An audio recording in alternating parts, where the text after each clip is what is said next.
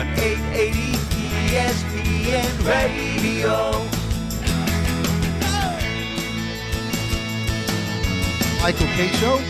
We thank you for joining us on this Tuesday. It's December 16th. It is 2025. Me and you for two. Those are the rules of engagement. The fastest 2 hours in sports talk radio begins right now. Now, I don't know about you, but I can honestly say that I am excitedly looking forward to tonight's NBA Cup final from Vegas between the Knicks and the Spurs. Now, I know it's a contrived event. It's out of the brain of Adam Silver. I get that. But what it has done, it has given an important thing for the players to play for, to ramp it up and give their best. Because in an 82-game season, there is a lot of downtime. There's a lot of, another game, another day. But these are games that carry some import. Now, whether it's frivolously made a talking point because there was never a cup before 3 years ago, that's one thing. But it does mean something to the players. So if you get to this game, I think it's like $212,000 per player and coach. But if you win this game, it's over $500,000. Now, you could say, well, what does that mean to an NBA player? Money is money. $500,000 would mean a lot to Warren Buffett, and he's got billions. So to just slough off the fact that $500,000 doesn't mean something, well, I think you're being disingenuous. Now, obviously, we look at it and go, well, shouldn't they be playing for championships? Well, there's no championship to play for until June. So until then, you take any contrived thing, and if you can make it important, you make it important. Coaches sometimes seek out bulletin board fodder to make a nothing game seem important. Well, this is not a nothing game. In fact, the only thing that's nothing about it is it doesn't count toward your record. Every other game leading up to this in the NBA Cup does count toward your record. But both of these teams, the Spurs and the Knicks, are going to be playing 83 games this season. But this one does not count toward the standings. But it does count toward a quote-unquote championship. So we're going to get the best of both teams. Because if you go this far and you've been in Vegas this long, I'm telling you, they want to win this game. Each team wants to win this game. So I like that. I like the fact that about a quarter into the season, you're looking at a game that actually means something. And if there was no NBA Cup, these games wouldn't mean anything right now. It'd just be another step in the long journey of the regular season of the NBA, which sometimes becomes monotonous. Not monotonous tonight. I want to know, are the Knicks... I've actually heard people in the last couple of days, I don't care about this. I'm not even going to... Why? Why? You'll watch a Knicks-Charlotte game, but this one you won't watch. Now, you can. The argument that you could make is, well, if you don't have Amazon Prime, it's only on Amazon Prime, but you can listen to it right here on ESPN New York. But, okay, if you don't have Amazon Prime and you don't want to buy it for this game, that's fine with me. But if you have Amazon and you have Prime, why wouldn't you? This game is going to be really a litmus test. Because this Knicks team, whether you want to believe it or not, is built to win a championship. That's all there is to it. You don't fire a coach that takes you to Game 6 of the Eastern Conference Finals if your next step is not expecting to be in the finals this year. So this is the first test. How do they rise up to the occasion? And the interesting thing about this Knicks team and the leader of the team, Jalen Brunson, he is a great elimination player. Now, we mentioned this yesterday. If you look at his college career, he excelled in March Madness, where every single game is win or go home. And he really ramps up his play. He ramps up his production, his clutchness. That's what he's about. He led Villanova to 2 national championships. So he plays very well in these games. So what this NBA Cup has done, it has given you elimination games. Now, it doesn't eliminate you from the season, but it's elimination games for something that you can hang your hat on. Now, we could debate all you want, and I'm willing to do it, about putting a banner up about this. I think that's nonsensical. but I think the NBA is forcing any team to win that wins it to put up a banner in their arena. Okay, fine. Put up a banner. To me, that means nothing. But the fact that this is a game that has some oomph to it, that has some litmus to it, that's exciting to me. This is not just another game on December 16th. Some Tuesday, some random Tuesday in December. No. The Christmas Day games, that doesn't do anything for me either. Those are all, televised games that, you put on a special day and it's supposed to have special meaning. It really doesn't. It really doesn't. I mean, for most players, you think they really want to play on Christmas Day? Really? No, they don't want to. You think the NFL teams that are playing on Christmas Day want to play on Christmas Day? No, they'd rather be with their family. But this, wouldn't you rather be playing a game that has something to it, that has some import to it, that would have meant nothing if the NBA Cup didn't exist? I'm looking forward to it. And because what I've seen from the Knicks in these NBA Cup games is I've seen the best of the Knicks. Now, if you didn't get a chance to see the Knicks against the Magic on Saturday, they played just scintillating basketball, sharp basketball, the right passes, the right ball movement. Defensively, they even stepped up. It brought out the best in the team. Now, I have one little bit of disappointment about this game. I was hoping that the championship game would be between the Knicks and the OKC Thunder coming in with just one loss, because I thought that would be just phenomenal, because if the Knicks are going to make the finals, there's a good chance that you'd face Oklahoma City. Now, Oklahoma City would want to prove its championship timber by knocking off the team that they might face in June. But unfortunately, Oklahoma City lost its second game of the year on Saturday when the San Antonio Spurs beat them. But that's not the worst thing in the world, because now the Knicks have to deal with the unicorn by the name of Wemby. What is he going to bring to the party? How are they going to stop a 7'4" guy? The funny thing is that the two major stars on the teams, Jalen Brunson and Wemby, couldn't be more different, and they're not going to be playing each other. I mean, if you see Jalen Brunson at any point trying to defensively cover Wemby, something went terribly wrong. Now, Wemby might be in the paint when Jalen Brunson gets down there, might swat away a shot or two, and that'll be interesting to watch, because never has Jalen Brunson's lack of height impacted his ability to score. He works angles and uses his weight and his body to get off shots that you don't think he could get off.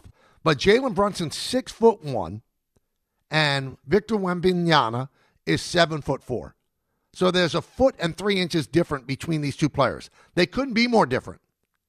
Tell me that doesn't excite you. Tell me that this really young, exciting San Antonio Spurs team against a Knicks team that has high aspirations doesn't excite you. So if there's anybody out there that just is not into this tonight, I would say that you fall under the heading of hater. Or if you want to be less hip about it, you're a curmudgeon. Because this is much better than any kind of regular season game. Much better. I don't see how you can't see that. So I'm looking forward to it. I'm excited about it. And if the Knicks play the way they did against the Magic, it should be an extraordinary game. I think the Knicks could win this game. Why not? And Wemby is kind of on a minutes limit. He came back for the Saturday game. He'd been dealing with some calf issues, but he's going to play. And the Knicks, their bench is a little light. San Antonio's bench is much better than the Knicks, because the Knicks are a little light because of injury. No Shamet, no McBride. But the injury to McBride has allowed Kolek to play better, to play and get important time, and he has played beautifully. I thought in the Saturday game it was one of his best games ever. So please, I want to talk to you. 1-800-919-3776. 1-800-919-3776. Tell me if you're into this. Tell me what you think this means. And please, if you're out there and you don't even care about it, tell me why. Because I don't get it. And I'm not building this up to be more than it is. Again, it's a contrived tournament. And it was something that Adam Silver and his broadcasting committee could sell as an added incentive to Prime. And that's exactly what they did. So we'll see. But I think it's going to be terrific. I really do. And I'm looking so forward to it. My son and I have made plans. We're going to be right in front of the TV, got the chips ready, the whole deal. We are going to enjoy this. I think you should too. And again, this is not a referendum on, why are these games on streaming services? Why do I have to get these streaming services? I get it. I understand it. Everything in the world is expensive. I do. And if you don't have Prime, I'm not telling you to go out and get Prime now so you can watch the NBA Finals Cup. Not saying that. But I mean, if you do have, Amazon packages delivered to you and, you get the free delivery, you kind of get Prime for free. So I don't know how many people in the world don't get, Amazon delivered to them and wouldn't like the free delivery. So that's how we have it, because my wife has Amazon Prime to get the free delivery. I mean, we become on a first name basis with Amazon people, dropping constant packages off to the house. And around Christmas, I mean, it's even more so. So, when you have to get other streaming services, if you have to get Peacock or Paramount Plus or whatever, you have to go out of your way to spend that money to get it each month. But if you're an Amazon Prime member for free delivery, you get it for free. Again, I'm not trying to sell you Amazon Prime. There's 20 Yankee games on Prime too. I'm just saying, if you don't have it, that I get. But if you do have it and you just insist I'm not going to watch it, means nothing to me, I need to know why. I really need to know why. All right, here's somebody who doesn't like it. Here's John in Chatham. John. Michael, first of all, Merry Christmas to you and your family. Same to you. And I'm surprised in your take on this game. Just because the NBA creates this fake Fugaze tin cup, we're supposed to be so excited. In the Post, they had to break down, going player to player, breaking down everything like this. I had to open up the window to see it. Is it springtime? Are these the playoffs, or what's going on here? Stefan Bondi, the Post writer, he's in favor of raising a flag to the rafters. I think the Christmas Day games are much more exciting. I think the players are into it more. The players are getting $550,000 to win this. You can't say it doesn't mean anything. Cat making $50 million a year. You think he cares? Oh, okay. You don't think if a guy makes $50 million a year means he takes home $25 million? You don't think $500,000 means something to him? Yes, of course it means something to them. But, Michael, I just think they're bored millionaires, and this is still an incentive. But that's exactly my point. That's exactly my point. So if it was just a Tuesday game that meant nothing against the Spurs, it wouldn't have the same competitive juices. Competitive juice to it. It just wouldn't. This does. The players are playing for something, and I think that they've bought into the fact that winning this cup means something. I think they have to cut the season down because I really think they're bored. But John, if they cut the season down, they cut their pay down. They're not that bored. They're not that bored. You're not just going to cut the season down and go down to 72 games and take 10 games off the schedule and expect the owners to pay you the same amount of money. So you're proving my point, though. So you're saying they're bored. Well, this game means that they're not bored. It's something in the middle of a long, long season that actually means something. Even if it's contrived to mean something, it means something more than it does a regular Tuesday game in December. It just does. So I'm looking on X right now. I shouldn't even address this. So TMKS Burner, who I absolutely have no respect for and despise, okay? I do. He's the most negative human being of all time. I have no use for him. I don't even want him to call in. And I've told them a million times, please don't listen to the show anymore. You don't enjoy it, or you're a contrarian. Don't partake in it. There's other shows to listen to. But he just sends this out. Real Michael K., you really blocked me from your YouTube chat. LOL, you old cowardly clown. Only K sycophants are allowed in the chat. Hey, you loser. I have nothing to do with that chat. I didn't block you from the chat. Absolutely. You could say you're inane nonsense on the chat. I had nothing to do with the chat. I'm sitting here. I don't even have the chat up. So I don't know what kind of hate that you put on there. Ray, if you block this clown, okay, unblock him because he thinks it was me. So if you did block him, he's probably writing nasty, vitriolic things, and I don't care. But don't you dare come at me and call me a cowardly clown. You are a loser. You listen to a show that you despise. There's something wrong with you. So please, if anybody within our company block this clown, okay, unblock him. Let him say his hate. I just don't want him on the show because he brings everybody down. He looks for negativity. But think about this, everybody, as we approach the Christmas holiday.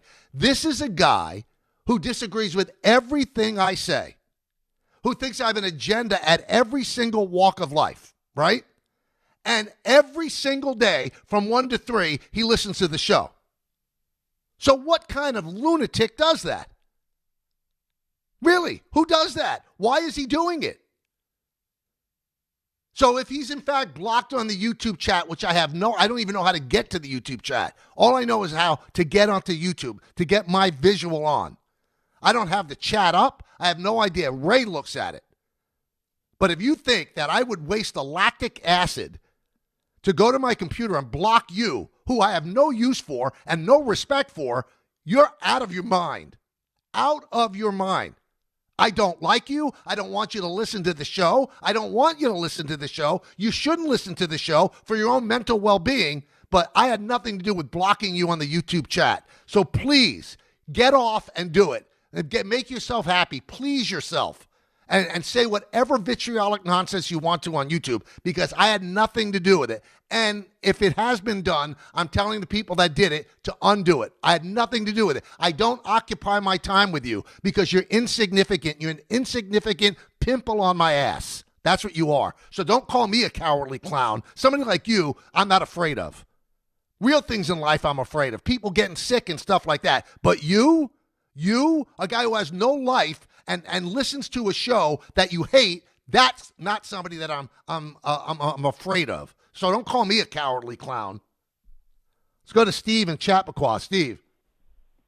Mike, you are absolutely the best. I love your take on things, and I absolutely love this in-season tournament. Soccer has been doing this for decades. They have in-season tournaments.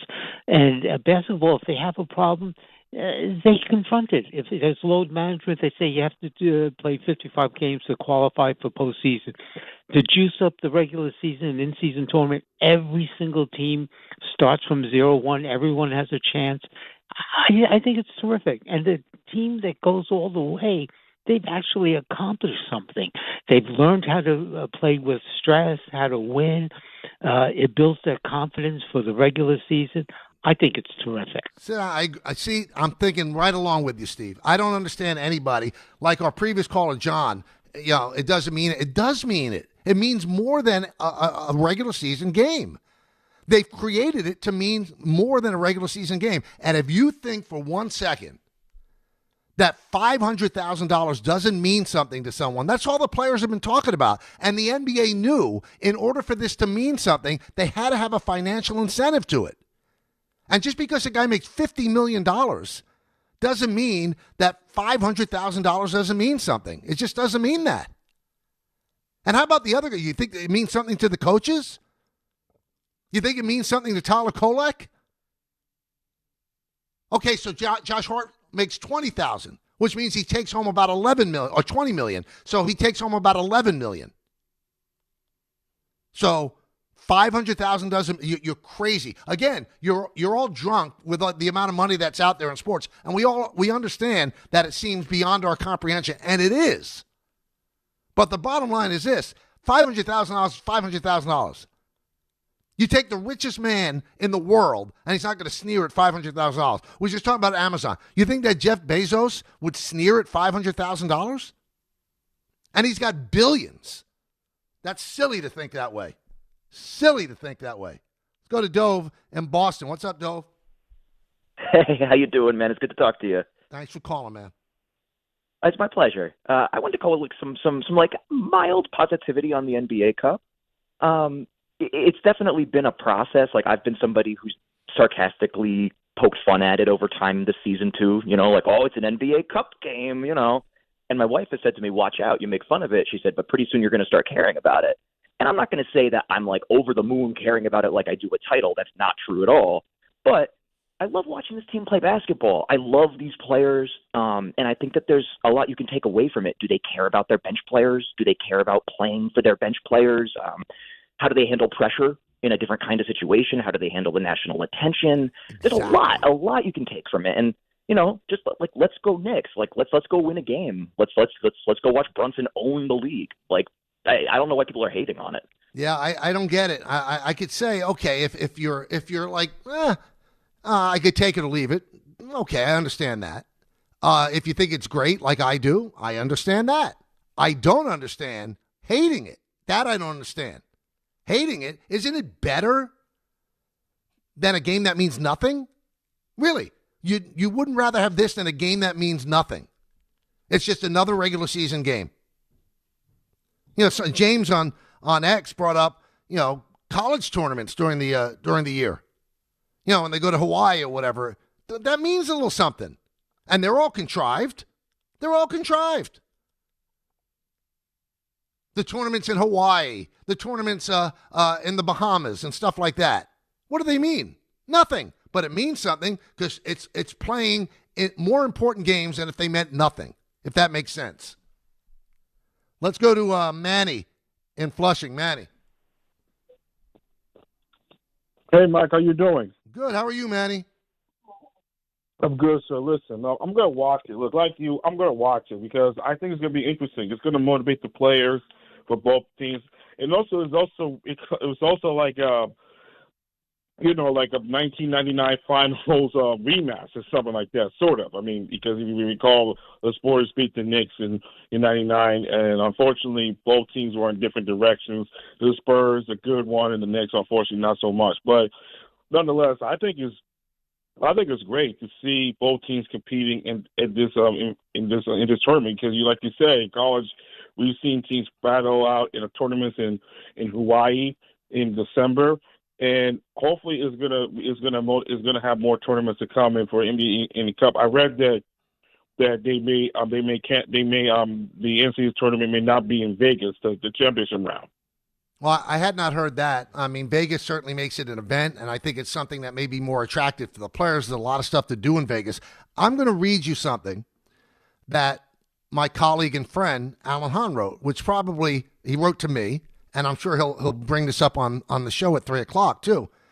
And he said, imagine if it was legal for players to put bets on themselves against another team. That's kind of what this is. It's a bunch of regular season games where there's money at stake, and so the players care a little bit more. That's all it is. It just adds a little juice to what was regular. Not regular season games. This means more because there's money involved. Just like if you were playing at the park and someone bet on themselves to beat you and you put the money down to match. Simple as that.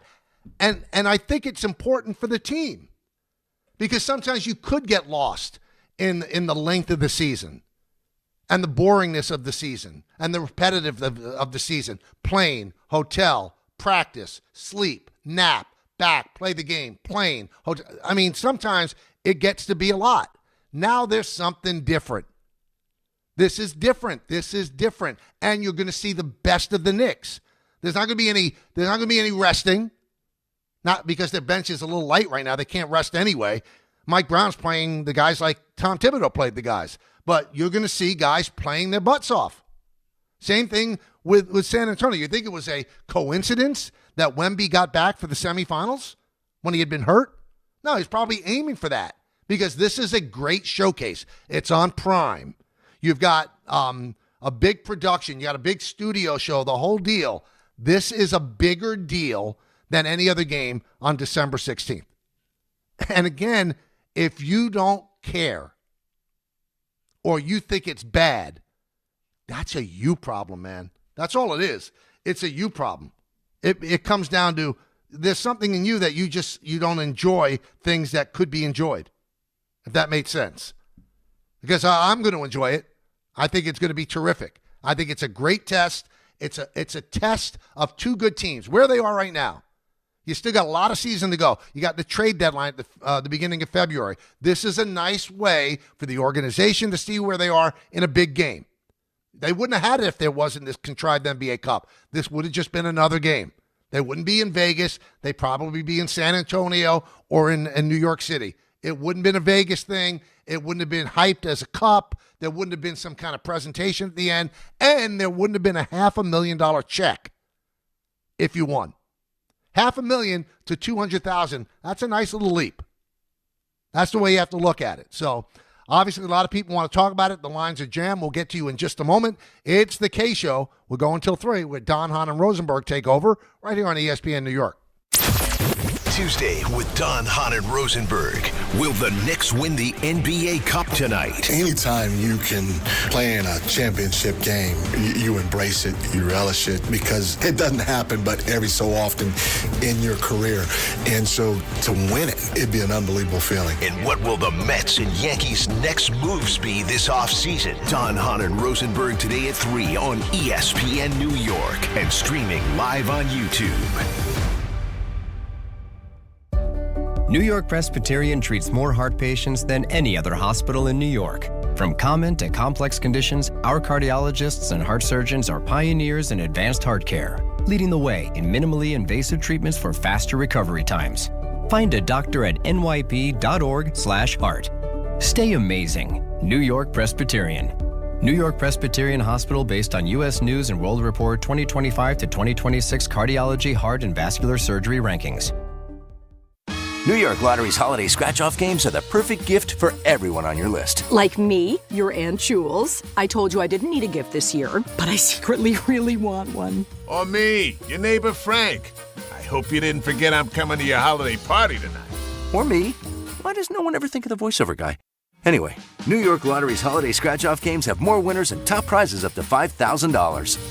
Please play responsibly. Must be 18 plus. Gambling problem? Call 1-877-HOPE-NY or text HOPE-NY. Brees Hall, the I-back, at the 5-yard line. Handoff, Brees Hall finds a crease, runs left. He's into the end zone for a Jet touchdown. Jets fans, come out to MetLife Stadium for a Week 17 divisional matchup. See the New York Jets host the New England Patriots Sunday, December 28th at 1 p.m. Presented by Ticketmaster. Lock in your seats now at nyjets.com/tickets. Once again, that's nyjets.com/tickets. Discover a driving experience crafted to inspire. At Garden City Mazda, exceptional design and sophisticated performance come together during the Mazda More to Move You sales event. Lease the 2025 Mazda CX-5 for just $229 a month at Garden City Mazda. If you've been injured in an accident that wasn't your fault, then you need a lawyer who knows New York's unique personal injury and workers' compensation laws. At the Parisman Firm, they have decades of experience handling all types of accident cases and a proven track record of delivering huge results. Their team has already recovered nearly $1 billion for injured New Yorkers. From construction to car accidents and slips and falls, they've got you covered. Call the Parisman Firm now at 718-WORKERS, where your case is their cause. Get the justice you deserve today. At Uline, they know going the extra mile takes hard work. For companies pushing to go further, Uline will go the distance with you. 24/7, they answer the phone to get you the shipping and industrial supplies you need. Business can move fast. Unexpected large orders, adverse weather, new safety guidelines, and changing economic trends. Uline works hard keeping 41,000 items ready to ship, minimizing detours on your way to the extra mile. Visit uline.com. 1-877 Cars for Kids. KARS Cars for Kids. 1-877 Cars for Kids. Donate your car today. 1-877 Cars for Kids. Donate your car today. Ready to get rid of that old car? Donate it to Cars for Kids. Call 1-877-CARS-FOR-KIDS to reach a friendly live agent. Donation's super easy, and your car can be picked up as soon as tomorrow. Call us now, 1-877-CARS-FOR-KIDS. That's Cars with a K to donate your car today. 1-877 Cars for Kids. KARS Cars for Kids. 1-877 Cars for Kids. Donate your car today. Hurry! It's your last chance to donate for 2025. Last chance! Donate now for a 2025 tax deduction. My name's Brian Windhurst, and I've seen a lot of good offense in my life. If you're looking to initiate some offense of your own against your high-interest credit card debt, I'm letting you know a SoFi personal loan might be the play. A SoFi personal loan could be quite the triple threat with low fixed rates, no fees required, and as soon as the same day funding. View your rate for a SoFi personal loan at SoFi.com/offense. Loans originated by SoFi Bank, N.A. member FDIC. Terms and conditions apply at SoFi.com/offense. NMLS 696891. Rich Eisen here. As you all know, I care deeply about pediatric cancer research and awareness. That's why I'm proud to talk about Hyundai Hope on Wheels. For over 27 years, every Hyundai sold has helped fund life-saving pediatric cancer research. Together with over 850 dealers nationwide, they've raised more than $277 million, supporting over 25,000 kids in their fight against cancer. At Hyundai, hope isn't optional. It comes standard. Visit HyundaiUSA.com and search Hyundai Hope on Wheels to learn more. But the very next day, you gave it away. Oh, yeah. The 16th, 25 is right around the corner. My good buddy Kofi, my unofficial producer, tells me that next season's NBA Cup semifinals will be in the home markets of the higher seed East and West teams remaining. The championship game will be in a neutral site. So it could be Vegas, could be anywhere else, but the semis, and they didn't have a big crowd from what I heard in the semis on Saturday. The semis will be at the home site, so they'll obviously get a big crowd, and then the championship game will be at a neutral site. Cities have bid for the NBA Cup semifinals and finals in the past, cities such as Miami, Orlando, and San Diego. And it's possible that the 26-27 event could shift to one of those markets or somewhere else. So thank you, Kofi, for pointing that out. Let's go to Rico in Buffalo. Rico. Michael, it's always an honor to speak to you. I am your biggest fan. Thank you. But please don't be offended. I disagree with you on this. Okay. To me, it's all about money. Everything's about making more money. And who's footing the bill, Michael? We are. You are.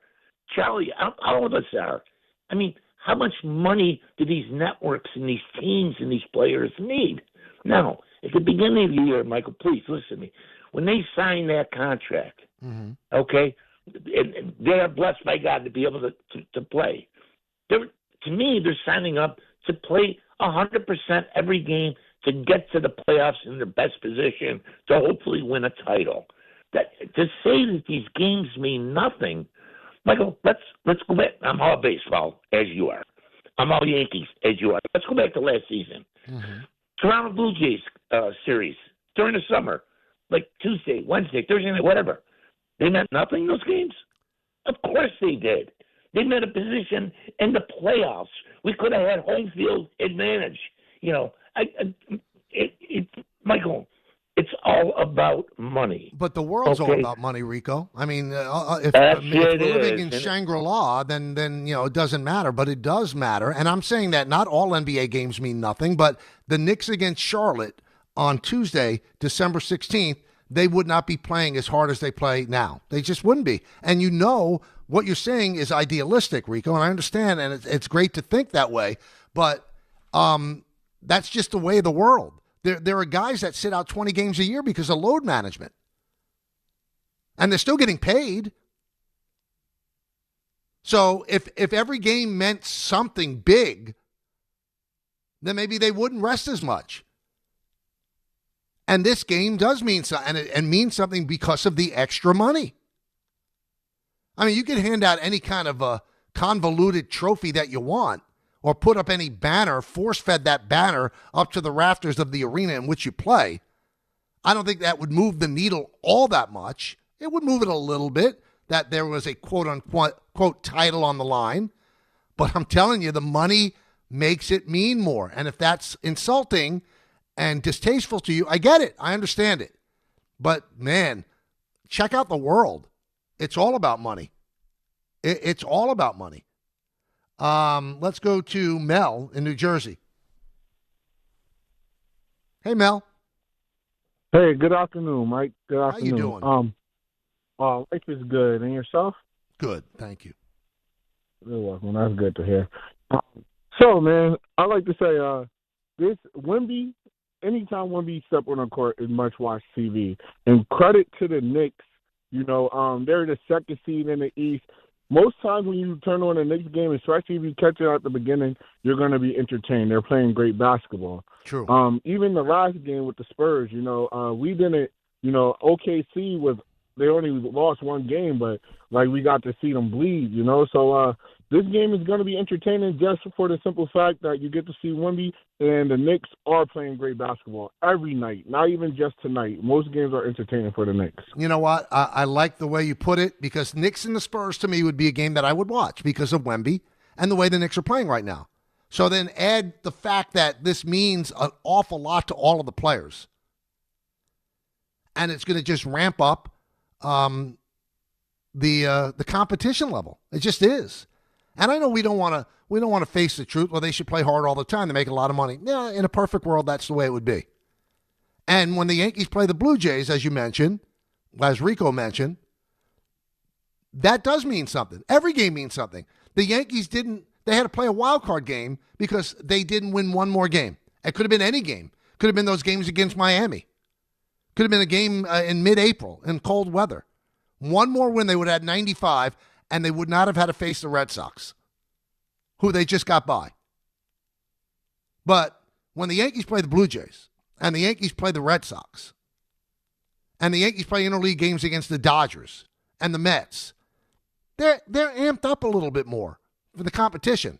But you can't tell me that a Yankee game against the Chicago White Sox, the way the White Sox are configured right now, they're playing with the same intensity as they are in games that, against a rival or a division rival or anything like that. But you're right. Every single game means something. And they should know that, because it means something for tiebreakers, getting into the playoffs, seeding, and all of that. Get it, got it, understand. But that's hard to explain to a player on a cold night in Milwaukee on December 28th.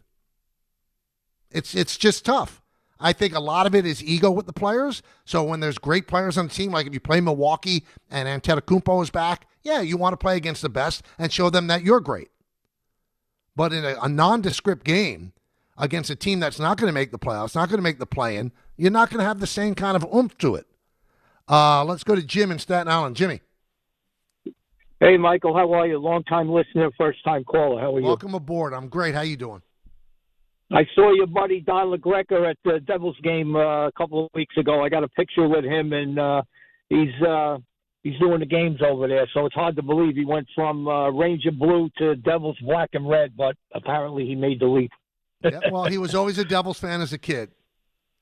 But anyway, Mike, the reason I'm calling is that, I understand what you're saying, but here's a different angle to look. I worked for the Mets farm system down in Brooklyn, the Coney Island Cyclones, Brooklyn Cyclones. Right. And, you're making an excuse for these guys that pay big bucks, that, there's no juice in the game. Think about this then. If they can fix the prices on tickets based on who the team is playing, okay, who gets screwed in the end? It's the fan. It's the guy who's saving his money to take his kid to a game, say to see LeBron James. Oh, LeBron's going to sit down tonight. He should really rest a little bit. If it wasn't for the ticket prices and it wasn't for the fans putting their asses in the seats, okay, these guys wouldn't be getting $20, $30, $40, $50, $100 million to dribble a basketball or hit a baseball. Well, nobody's arguing that, Jim. My point is that this game means more because there's a made-up title and the fact that each player and coach gets $500,000. It means more. How could it not? But you're saying, they need incentive. Like you said, on a cold night, the guys aren't amped up and this and that. Well, what about the fan? I'm going to go see the Chicago White Sox play the Yankees, all right, sitting in cold weather. Shouldn't I get a discount on the ticket price? Hell no.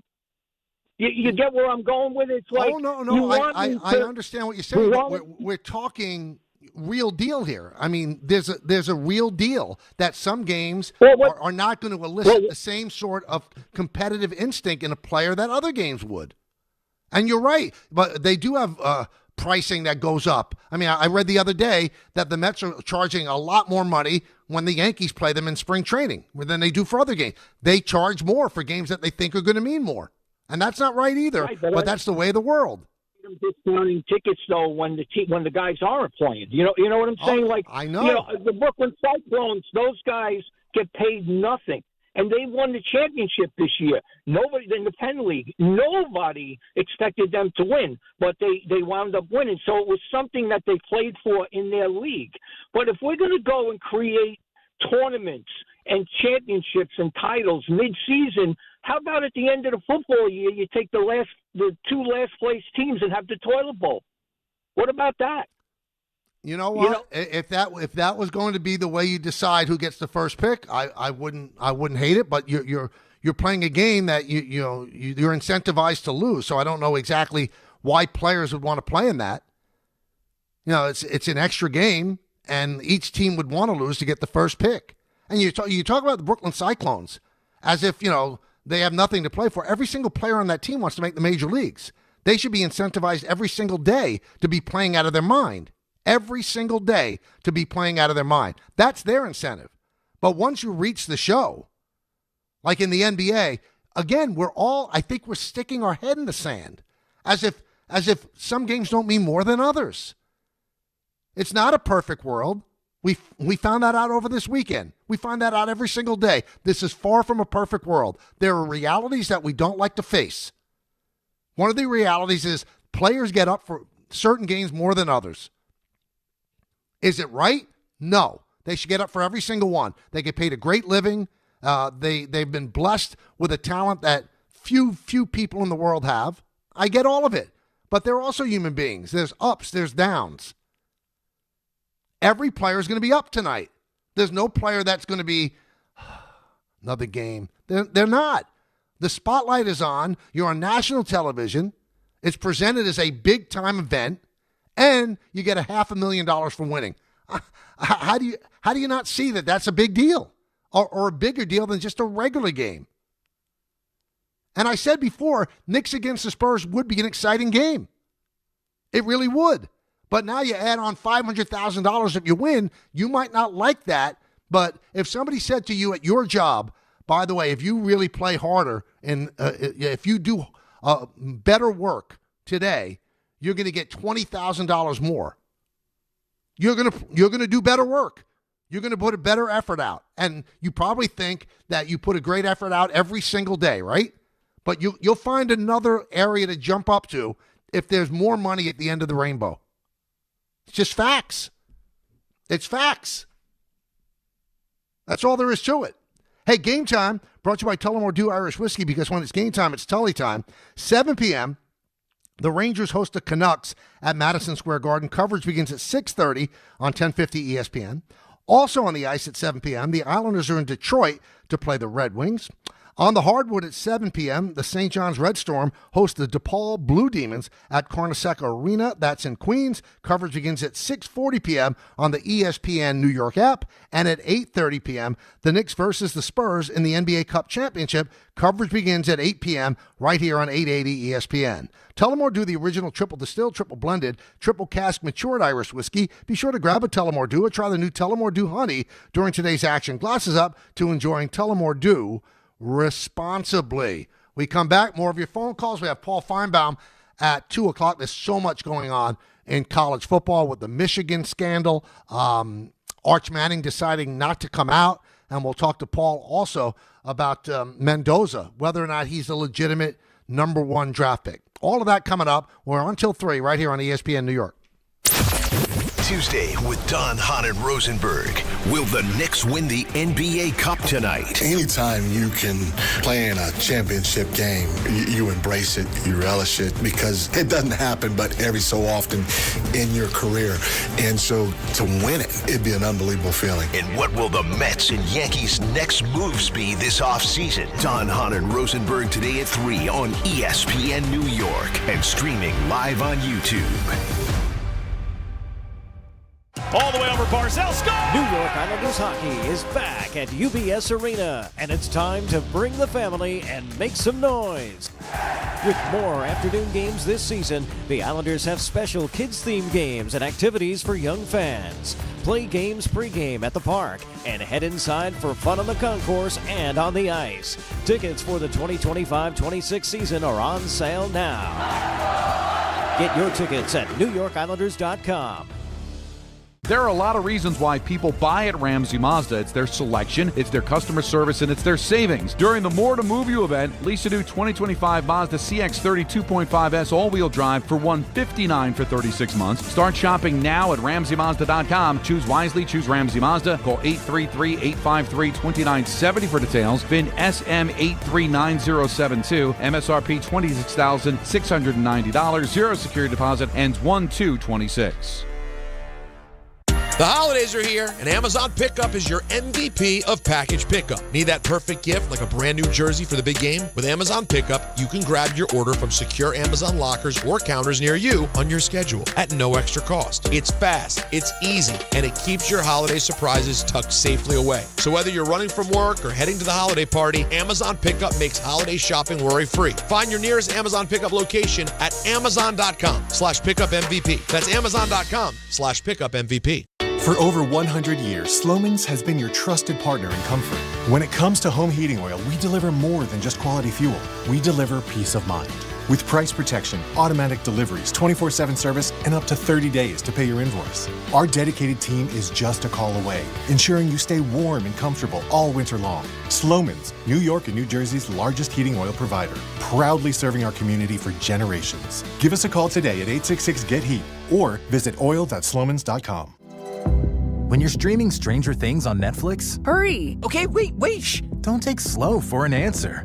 Switch to Optimum Fiber for the fastest, most reliable, and most consistent internet speeds, starting at $25 a month. And this holiday season, get Netflix and so much more on us. Call 888-4OPTIMUM or visit Optimum.com today.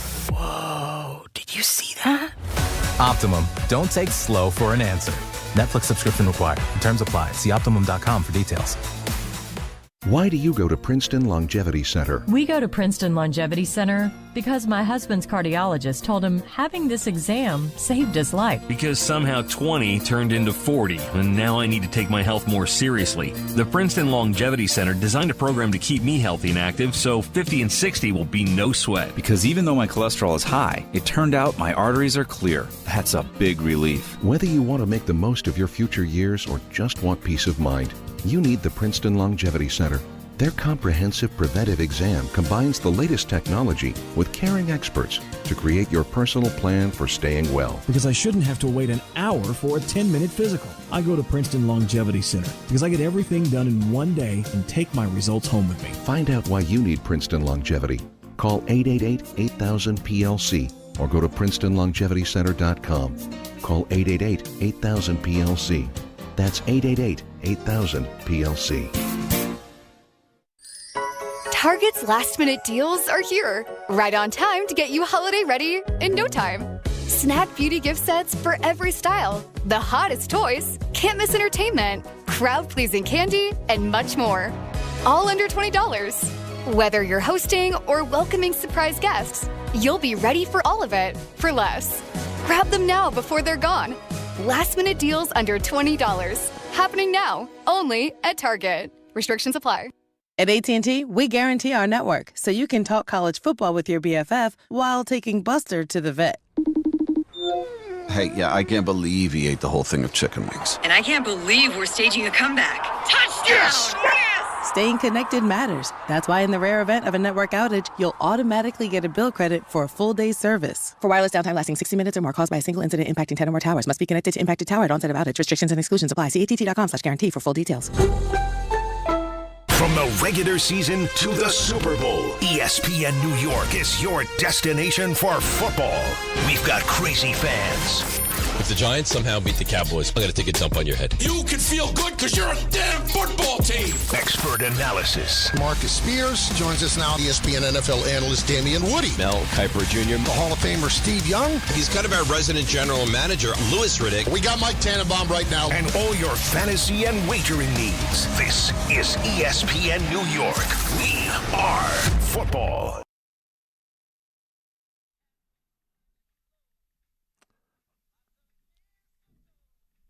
Oh, yeah. Love these songs. Yeah. Christmas right around the corner, and we're in the middle of Hanukkah as well, so hope you're all enjoying your holidays.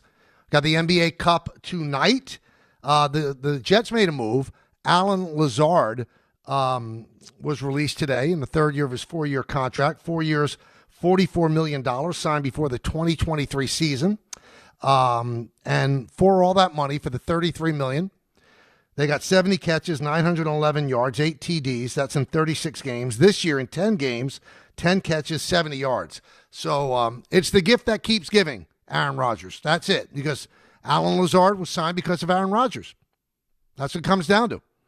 And it'll be interesting to see, does Lazard now hook up with the Steelers, who beat the Dolphins yesterday? And by the way, I feel I've rebounded for you people. I really have. 2-pack for sure. This week, 2-0. Very happy. I had the 49ers giving 12.5, and they just covered by a half point. And then I had the Steelers giving 3, and they won, I believe, 28-15. So back on track, over 500 for the year, and thinking about what picks I'm going to have this Friday as well. 1-800-919-3776. Let's go to Mo. He's in Jacksonville. What's up, Mo? Hey, Mike. I just wanted to say, don't pay attention to those negative people. I promise you'll live longer. I am actually pro the NBA Cup. I think it's a real good in-season tournament, so to say. I know one of your callers recently compared it to what the European soccer leagues have. Right. So I know that it's an additional trophy that a team could win, because we know at the end of the year there's only one NBA champion. So if this is an opportunity for like a mid-tier team to win it, they can look back and say, we had a successful season. Although we didn't win the NBA championship, we won the NBA Cup. I just wish the NBA would maybe implement additional, benefits of winning it, maybe getting a better seeding, come playoff time, or you get more ping pong balls or something like that, during the NBA draft, something like that, just to provide more of a benefit to winning. Well, you know what? I don't hate that idea, and one of the things that would be easy to fix, as I mentioned, this game is for the NBA Cup. It doesn't count as one of the 82 games that they play. So if you actually counted it as one of the games that they play, then you would hold the tiebreaker if you won, because you'd have one more win in a game that other teams can't play. And if you lost, you'd have one more loss than other teams can't play. That might be a way to fix that as well. It's just odd to me that it doesn't count per se. They want it to count, but it doesn't count. Now, one thing I would disagree with Mo about, if you don't win the championship, you can look back and go, we won the NBA Cup. Well, no, I wouldn't. Then it means nothing. Because once it's in the rearview mirror, it means nothing. You move on and you play. Or you have that, Fugaze banner hanging from the rafters, whatever the case may be. But, if you don't win if the Knicks don't win a championship this year and they win tonight, that's not like a consolation prize. You don't look back and go, well, at least we won the NBA Cup. So there have been 2 previous NBA Cups, Lakers and the Bucks. And neither team won the championship. So I don't think they look back at those seasons and say, well, at least we won the NBA Cup. Once it's in the rearview mirror, it's done. It served its purpose. It was an important game, a more important game than just a quote-unquote regular game. But once it's over, it doesn't mean anything. Now, if you win the Cup and you win the title, great. Have 2 parades if you'd like. Let's go to Jose in Connecticut. Jose. Hey, Mike, what's going on? Yeah, I'm good. So you kind of took a little bit of what I was going to say just on the last call. So, I'm with you. I do think the NBA Cup has potential. I do care a little bit. I'm starting to care now, as it gets to a close. But I just had a couple. I had a couple of ways that the NBA could make it better. You mentioned one, right? The first one was that it has to count on the record. It feels weird that we're going to watch a game and it doesnn't count. It feels weird. The stats don't count. The record doesn't count. That's kind of weird, and that they need to figure that out. The last caller made up a good point, which was my second point, was that I don't care that they get paid more money. I could care less how much extra the players get, but I would care if it was a draft pick, an extra first rounder, or something tangible the fans can say, damn, we got an extra pick, And then my last point was, when you think about it, is they need to stop spreading these games out. It feels weird, just a random NBA Cup night. And there's, make it a 2 or 3 week thing so we know it's an NBA Cup, New Jerseys. Make it fun, make it exciting. You know what I mean? So I think if you do that stuff, then we will care more. Well, but no, don't tell me that. Let's go. I don't understand that. They do make it exciting. They change the courts and all that. I don't understand what you mean. Make it exciting. But because it's weird. Like 3 weeks ago, it was a Friday night is an NBA Cup game, but the NBA Cup doesn't stop till like 2 months later. Make it like a 3-week thing. You got to change the courts, but have like all for these 3 weeks is the NBA Cup. So then now we could be more invested. When you spread it out like that, that would be difficult to do because the teams that are eliminated then wouldn't play for 3 weeks. You wouldn't want to have other games going up against them, right? Well, you're still playing because you're starting with the pool play, right? You do the pool play first, and then you do the last quarterfinals, and you can still have the players' consolation, games. Maybe they get something, but I mean, just it's ideas. I just think that they can improve it, and we will care even more than we do now. You know what I mean? Well, I mean, maybe that would make the fans care more. But like you mentioned, draft positioning and stuff like that. Well, how would that incentivize the players more? And like, would Leon Rose care more? Okay. So how does he relay that to the players to have them care more? They've done the smartest thing. The thing that's going to make players care the most is money. Draft picks mean nothing to players. That draft pick that the Knicks might make or the Spurs might make might take your job. That's why I always wonder about tanking, in football or whatever. Why would people tank so the team could select a player that could eventually take your job? Money talks. The NBA was smart. You want these players to buy in? Buy them. That's what they did. With $500,000. That is something that talks to the players. And I think that, we've seen players joke about it. Josh Hart had those watches stolen in a hotel in New York. He said, if I win, I'm going to buy a lot of watches to replace that. These players know. And also, Jalen Brunson kind of hinted at it yesterday in a press availability that there are other support people that don't get paid, that don't get extra because of the cup. So the players are going to pool some money and give money to people that are around the team, trainers, people that work in the locker room, stuff like that. It means something to people, especially around the holidays. It might not mean an overt amount to a multimillionaire, but to somebody who's really grinding and working behind the scenes, picking up towels and stuff like that. I know that baseball does it all the time. They give shares to lesser people that are not on the field, and it means the world to them. It could change their world. So, yeah, I think the NBA has done the right thing. I didn't love the idea at the beginning, but just seeing how I've reacted to watching the games and how I've enjoyed them more, that there's a perceived extra something to the competition, it makes me look forward to tonight's game. It really does. All right, Paul Finebaum, we talk to him every Tuesday at 2. That's coming up just a moment right here on The K Show on ESPN New York.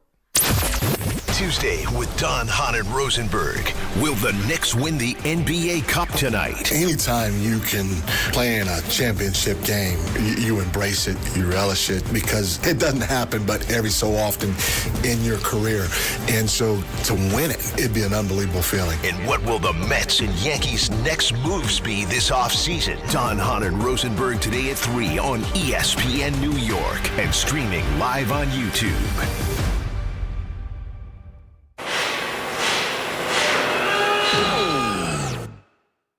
When equipment breaks down and operations come to a halt, every single second counts. So why is your maintenance team spending 60% of their time doing anything but turning wrenches?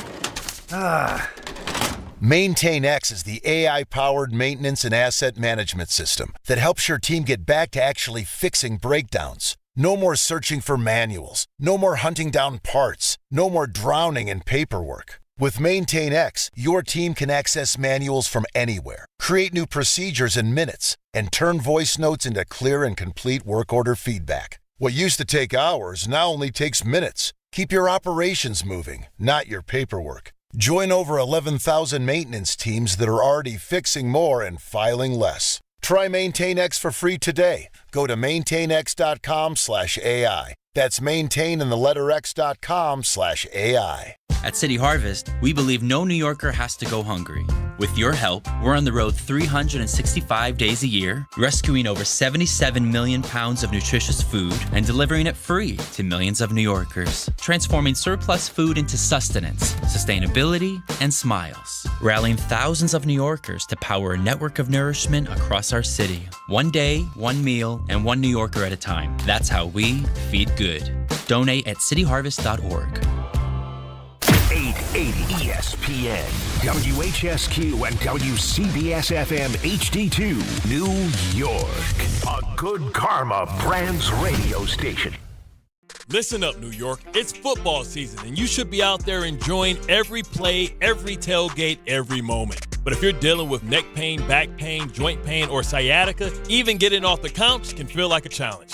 That's where Dr. Jay Shaw at Sandwell Pain comes in. He's one of New Jersey's top pain specialists, Ivy League trained, double board certified, and dedicated to getting you back in the game. Here's the difference. No surgery, no scars, no long recovery, no pain medication. Just precise, non-surgical, image-guided procedures that get real results. Dr. Shaw treats everything from neck pain, back pain, migraines, nerve pain, and chronic joint pain. And he builds a custom game plan that's right for you. Same day or next day appointments are available with offices in Woodbridge, Livingston, and Inglewood. And yes, most major insurances are accepted. So don't let pain keep you on the sidelines this season. Go to SandwellPain.com to call, text, or book online. Relief is closer than you think, and it starts today.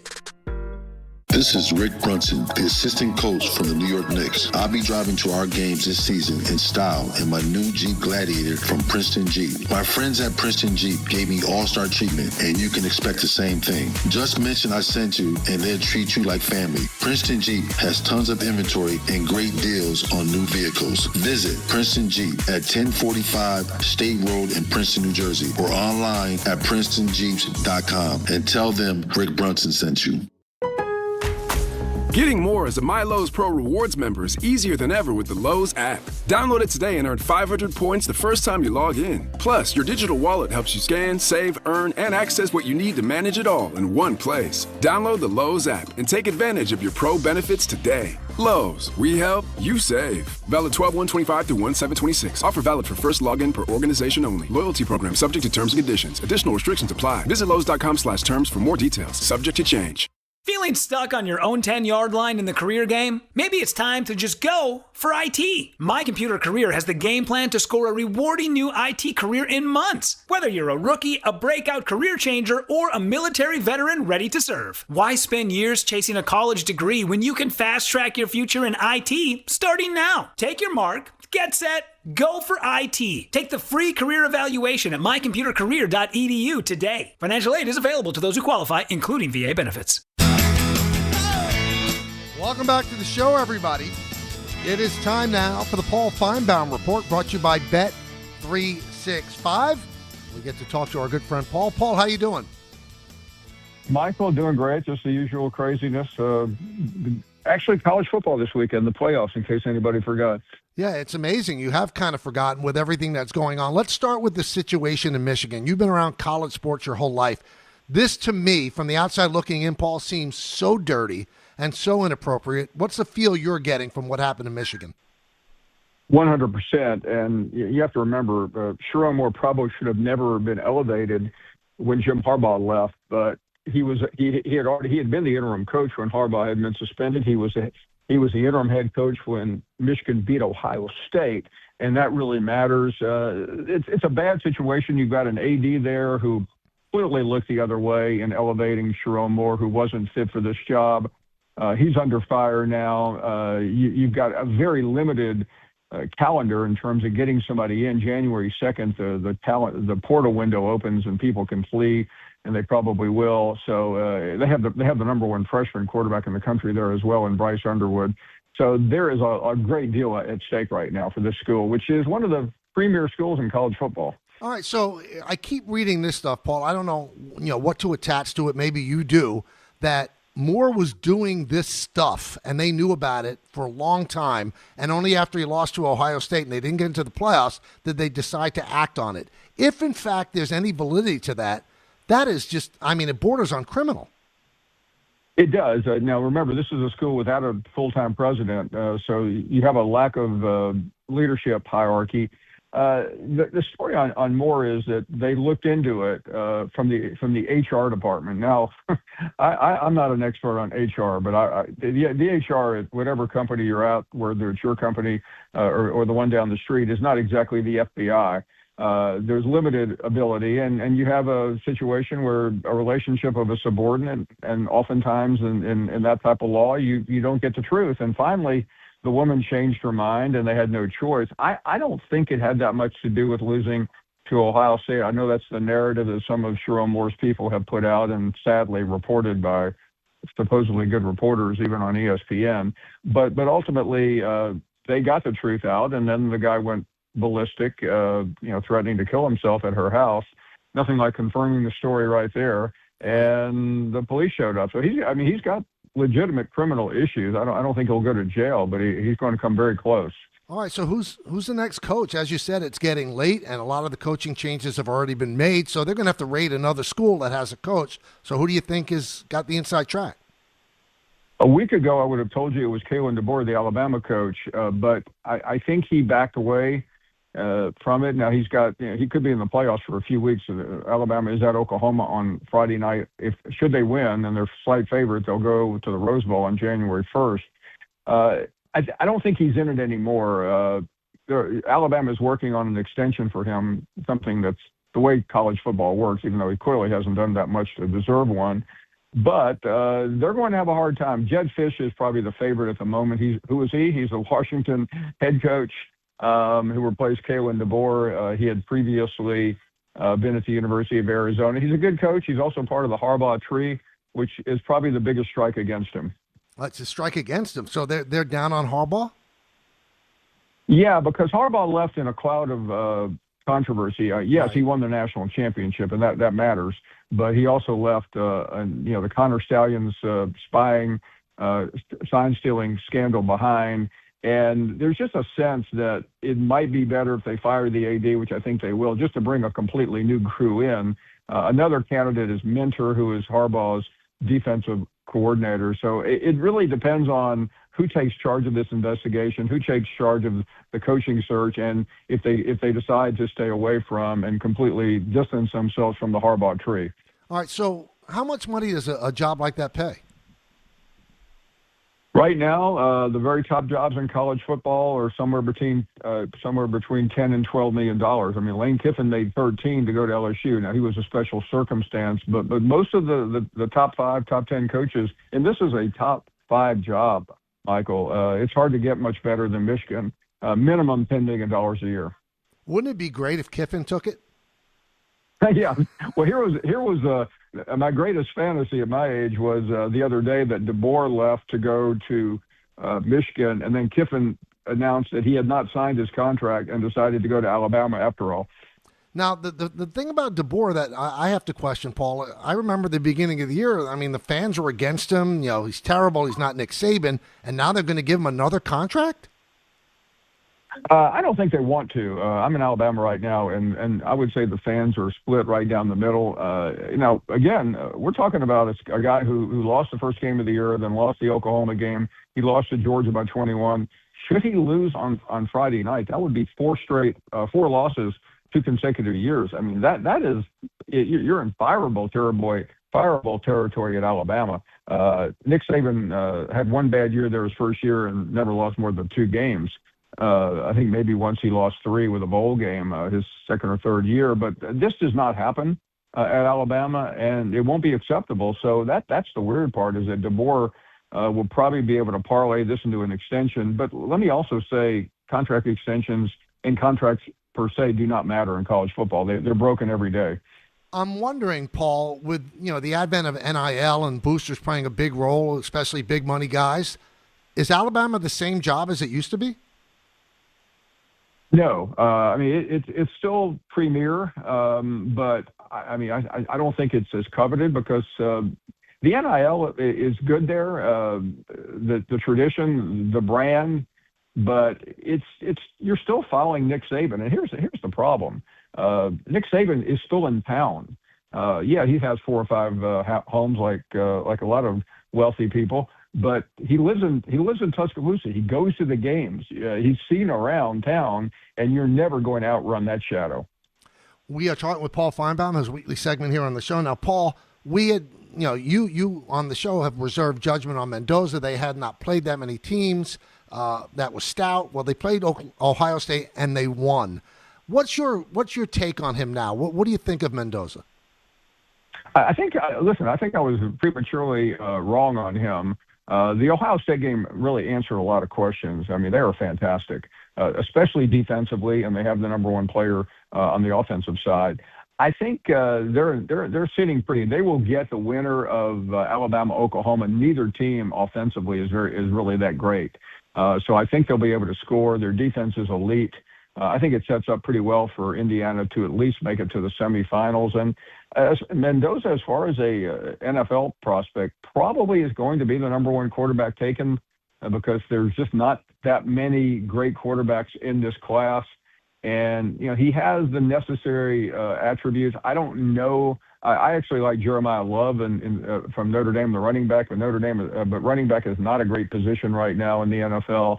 So you're going to hear a lot about Mendoza when it comes around to draft time. Is it wrong of me, like when I look at Mendoza and I watch that game, I don't get excited like I've seen with other college quarterbacks. And as you said, he might be the number one pick in the draft. Do you think he's worthy of that? I don't know. To me, and you have to look around because I think this is a weird year for quarterbacks when you consider that going into the season, the top two quarterbacks were Cabe Klubnik of Clemson and Garrett Nussmeier of LSU, and they both had just disastrous seasons. All right, so Arch Manning said he's not coming out. Now, Arch Manning, the way he finished the season, he comes out, there's a possibility he could be the top pick. You think he's making the right decision? I think this was kind of baked into the cake. Everybody knows the Manning tree, and I think the grandfather, Archie, and the father, encouraged him to come back for another year. Here's the problem for Arch Manning, and I was as guilty as anybody calling him a Heisman favorite at the beginning of the year. All that will come right back in July and August. Right. Nothing will change except Arch Manning now is seasoned. And if you can't wipe away the first 5 or 6, 7 games of the season, but the last 7 or 8, I mean, he was the best quarterback in the country. Now, Diego Pavia had a good year, but did not distinguish himself at the Heisman ceremony, saying, F the voters, then dancing at a club later, F Indiana, all that. Does that hurt his standing, you think? Does that make people look at him differently? I think it will, and I think it should. I think it was one of the most disgraceful things I have ever seen, and not to get carried away. I mean, the Heisman Trophy is a revered trophy, but you can have fun, you can kid around a little bit. But what he did was completely out of character of any quarterback I've ever seen. Now, remember, his mentor and role model is Johnny Manziel, but even Johnny Manziel didn't disgrace the place the night he won it. Maybe years later he did. But this is, I mean, as somebody who campaigned for him, who voted for him first, I mean, I'm embarrassed. And I think if you're an NFL GM, he was already a questionable quarterback because he's short. He doesn't have a lot of the attributes. I mean, he's tough. He was a meaningful quarterback this year. No way Vanderbilt would have won 10 games without him, but I would be very wary of him. All right, now let me ask you about Mendoza, who gave a very moving speech at the Heisman. And every time you see, even when he talked after the Ohio State game, he doesn't talk like a quarterback that would lead it to. Again, I might be wrong. Those guys seem so stoic and they don't really say much. This guy's very emotional and he cries and stuff like that. Will that hurt him, you think?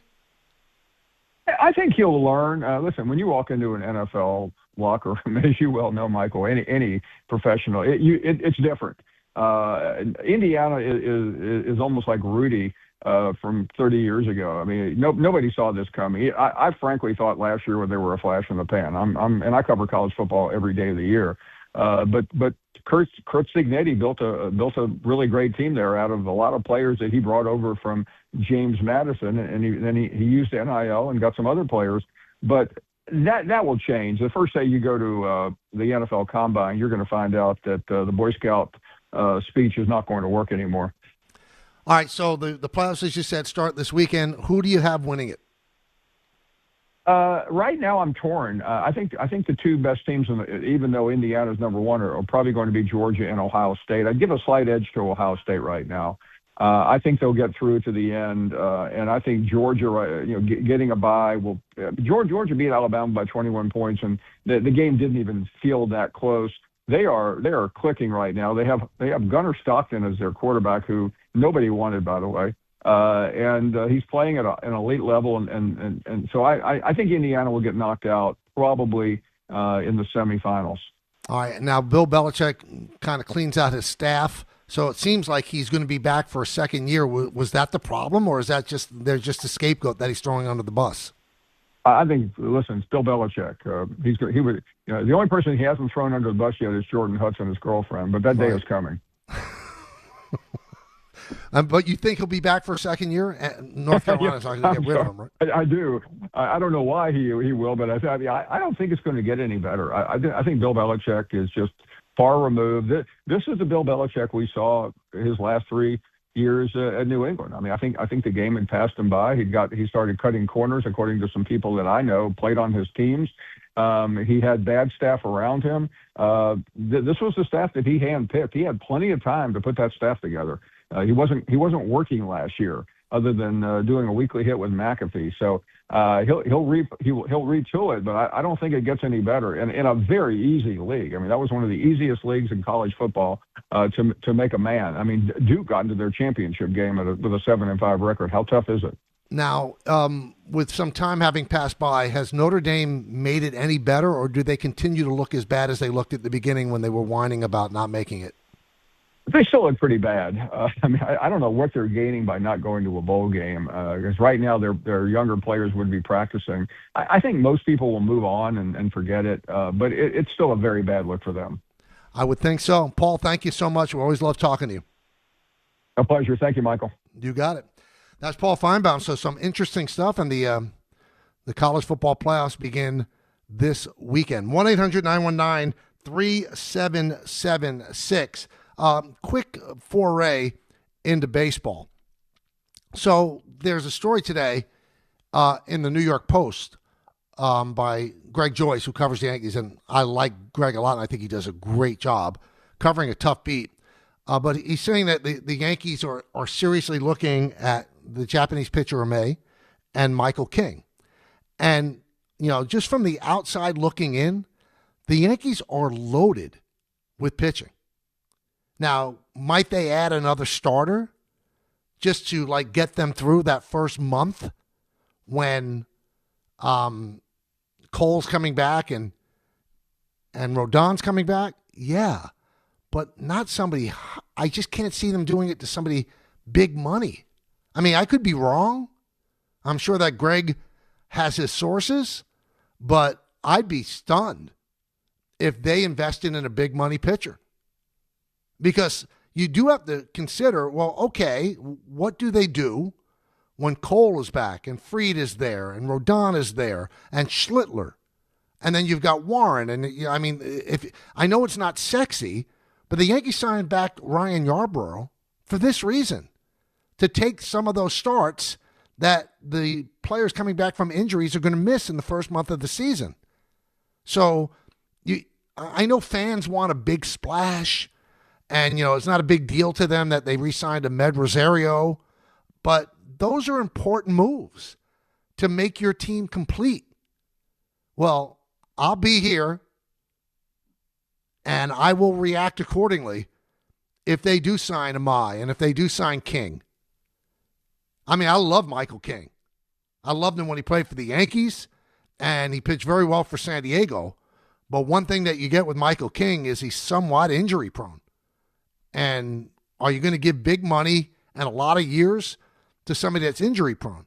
So when you see stories like that, you wonder if the people representing King and Amai, and with Amai, it's Scott Boras. I'm not sure who King's rep is, but they want it out there that the Yankees are in on it.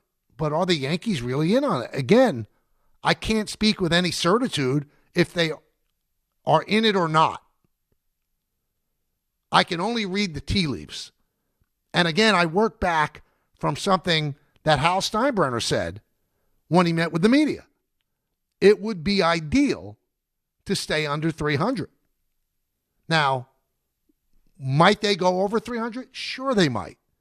Might they go over 300 if they end up signing Bellinger? Yeah, that would be a reason to go over 300. To get gluttonous and to add a pitcher that you don't necessarily need in the purest sense of the word. Like the Mets need starting pitching. The Orioles need starting pitching. The Yankees have 3 guys that on other teams would absolutely be in play to be their ace. I mean, don't sleep on Rodon. Rodon has had 2 really terrific seasons for the Yankees. Max Fried was an ace with the Braves.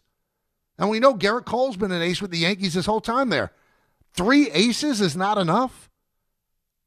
I'll tell you what, when they all get healthy and you have Schlittler maybe being the number 4 starter, tell me that there's a rotation other than San Diego's, not San Diego, Seattle's, that even comes close to matching that kind of ability. So again, if it's ideal to stay under 300, what do you think it's going to cost to get Michael King? $25 million a year? What do you think it's going to cost from Amai? Maybe about the same? So you're going to soar past that critical number that cost you draft picks and draft positioning and international signing bonus money. You're going to soar past that to bring in a pitcher that you truly don't need. Right now, you're in a situation where what you're getting, or if you make a trade, is something that you need. Would it be nice to have another great pitcher? Of course it would. But do you really need it? So I know the Hal is Cheap group is going to start their chorus right now. But teams have payroll limitations.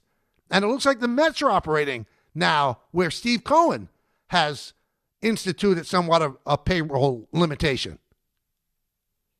It seems like the Dodgers are the only team that doesn't have a payroll limit. Why? I can't explain. Because I think Steve Cohen could swim with them. I think that the revenue the Yankees create, they could probably swim with them. But there's a possible work stoppage coming on December 1st of next year. So I'm not quite certain that a big pitcher is the move they're going to make. I'm just not. I'm not certain of that. Now, I do have some information on Rodon. We'll give you that in just a moment. I do want to close out the Paul Finebaum report brought to you by Bet365. Whatever the moment, it's never ordinary at Bet365. All right, it's time for the co-host to get involved. I want to talk to you. 1-800-919-3776. 1-800-919-3776. Again, I want to talk to you. Big NBA Cup tonight and some news on Carlos Rodon when we get back on the K Show right here on ESPN New York. Listen up, football fans.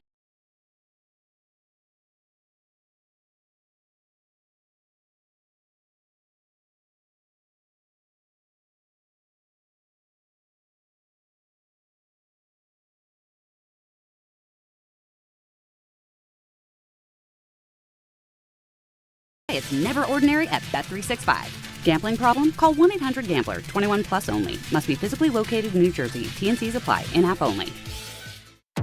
Whether you're shopping, gaming, or streaming this holiday season, don't take slow for an answer. Get Optimum Fiber for the fastest, most reliable, and most consistent internet speeds, starting at $25 a month. Call 888-4OPTIMUM or visit Optimum.com to switch. Act now and get Netflix, a 5-year price lock, and $100 back, all on us. Call 888-4OPTIMUM or visit Optimum.com today. Optimum, don't take slow for an answer. Terms apply. See Optimum.com for details. Tuesday with Don, Hahn, and Rosenberg. Will the Knicks win the NBA Cup tonight? Anytime you can play in a championship game, you embrace it, you relish it, because it doesn't happen but every so often in your career. And so to win it, it'd be an unbelievable feeling. And what will the Mets and Yankees' next moves be this offseason? Don, Hahn, and Rosenberg today at 3 on ESPN New York and streaming live on YouTube. If you've been injured on a construction site, then you need a lawyer who knows New York's unique labor laws. At the Parisman Firm, they have decades of experience handling construction accident cases and a proven track record of delivering huge results. Their team has already recovered nearly $1 billion for hardworking New Yorkers. From scaffold accidents to slip and falls and equipment failures, they've got your back. Call the Parisman Firm now at 718-WORKERS. That's right, 718-WORKERS, because your case is their cause. Get the justice you deserve today. Health surprises can change your life in an instant. You've seen it happen to others, but it doesn't have to be your story. At Princeton Longevity Center, we customize actionable and proactive health plans to maximize your lifespan and take control of your health. Our Cancer Check program combines cutting-edge technology with top medical expertise to keep you ahead of potential risks. With advanced full-body imaging, genetic testing, and multi-cancer detection blood tests, we look for even the earliest signs of problems. Results are analyzed by expert physicians who craft a personalized plan to safeguard your future. You're not just a patient, you're a partner in your health journey, backed by a team committed to helping you live longer, healthier, and more vibrantly. Our programs have saved hundreds of lives and empowered countless others to take control of their health. Be proactive with your health for the ultimate peace of mind. Call 888-8000-PLC or visit PrincetonLongevityCenter.com. Discover a driving experience crafted to inspire. At Garden City Mazda, exceptional design and sophisticated performance come together. During the Mazda More to Move You sales event, lease the 2025 Mazda CX-5 for $229 a month for 33 months. Or the 2025 Mazda CX-50 for $239 a month for 33 months. Both with $49.95 due at signing. It's the Mazda More to Move You sales event at Garden City Mazda. At Garden City Mazda, expect the exceptional. I know that hiring can be challenging. You sort through tons of resumes and you get too many so-so applicants. You're just waiting for someone to match your role perfectly. Well, now, there's a place where you can meet them fast. ZipRecruiter. Need to hire right away.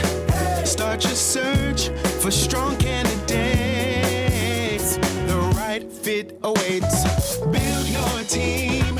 Build it sooner. Meet your match on ZipRecruiter.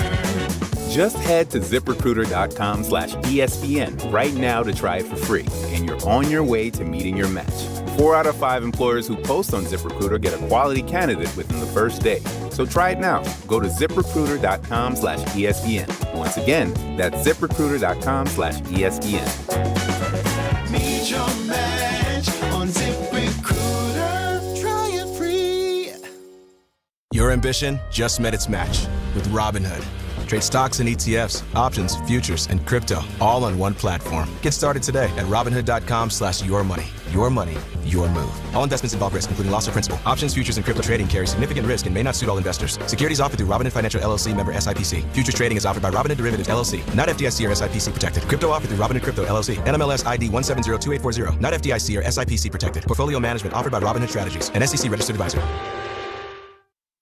No gift? No problem. With Target's last-minute gifts, the holidays are a breeze. You can score on the hottest toys, beauty must-haves, chocolatey stocking stuffers, and much more. And if you need it now, no worries. Swing by any Target store today and snag all the stocking stuffers and gifts for the most magical season yet. Step into the holidays, check off everything on your list, and save big on your last-minute gifts. Only at Target. Restrictions apply.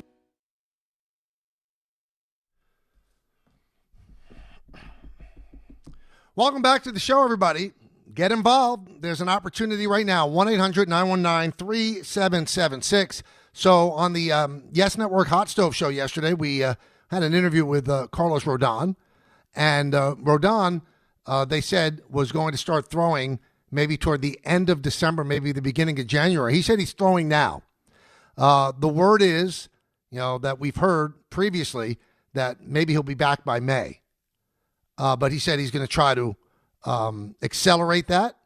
We'll see if he can. I mean, there are certain benchmarks you have to hit when you're rehabbing from injuries, and his injury was removing loose bodies and shaving down spurs in the elbow. And when you consider the year that he had, and he was pitching with this the whole time, it's kind of extraordinary that he was able to have that year.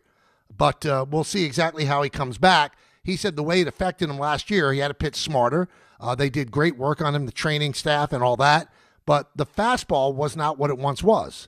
So maybe that will come back and have even a better year. When you look at the players that have come to New York and had a terrible first year, it usually doesn't play out very well. It usually ends awful.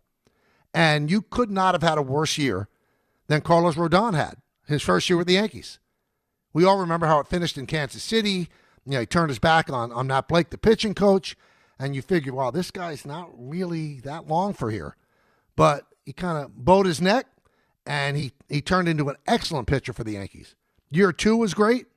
Last year he was outstanding. He didn't finish with the game that he wanted against Toronto, neither did Max Fried. But the Yankees do not win 94 games without the years that Fried and Rodon gave them. So it is interesting that, you might not get Rodon back until May. And, I was surprised that you might not get Cole back until after that. That's why that extra pitcher becomes important. But you could say that extra pitcher is Will Warren, right? Or you could say that extra pitcher is Ryan Yarbrough. And Cam Schlittner now is going to, pitch a full season with the Yankees. So the firepower is there, but the need to go out and get another pitcher of big money, I just can't see the Yankees allocating their money that way. When you allocate that money that way, it's when you just don't care about how much you spend, that there is no limit. And I believe that 29 teams out of 30, including the Mets, have a limit. They have a limit. And if you don't think the Mets have a limit, they fell $3 million short of Edwin Diaz. They offered 66 to the Dodgers 69. What does that $3 million mean to Steve Cohen? Nothing, right? Nothing. Now, they did give big money to Jorge Polanco. I'll give you that. They certainly did. But I think that their payroll is going to be considerably under what last year's was. So they were at $340 last year. And they paid another owner's tax bill. Maybe Steve Cohen's done with it. He's owned the team for 5 years and they haven't won anything. All he's done is lose a lot of money. And he's got that casino that he's going to build in the parking lot at Citi Field. He's got a partner in it, but it's going to cost $8 billion. So maybe he's just moving his money around a little bit differently. I don't think he's hurting, let's put it that way, but he might be moving his money around a little differently. So yesterday, I talked a lot about the Jets and how they let go of Steve Wilks, the defensive coordinator. That's after giving up 48 points to the Jacksonville Jaguars. And, my point about that, a lot of people were lauding Aaron Glenn, for seeing the mistake and correcting it quickly. But it wasn't that quickly because the Jets season is shot and their defense hasn't been good all year. And I brought up, do we trust Aaron Glenn to make these judgments and decisions moving forward when, he made a judgment about signing Sauce Gardner to a long-term extension? That didn't work out. They ended up trading him. And they got a great deal, thanks to Darren Muji. And also the way the contract was structured by Darren Muji, that allowed him to make that deal. The choice of the quarterback, Justin Fields. $30 million guaranteed over 2 years. And when you look at the dead money that's left over from Aaron Rodgers, right? Well, then you start to think how much money they have invested in a quarterback. And then Steve Wilks was your defensive coordinator. You chose him. There's a guy who now has lost 6 jobs in a row after one and done. 6 in a row. And the guy who made that decision to bring him in was Aaron Glenn.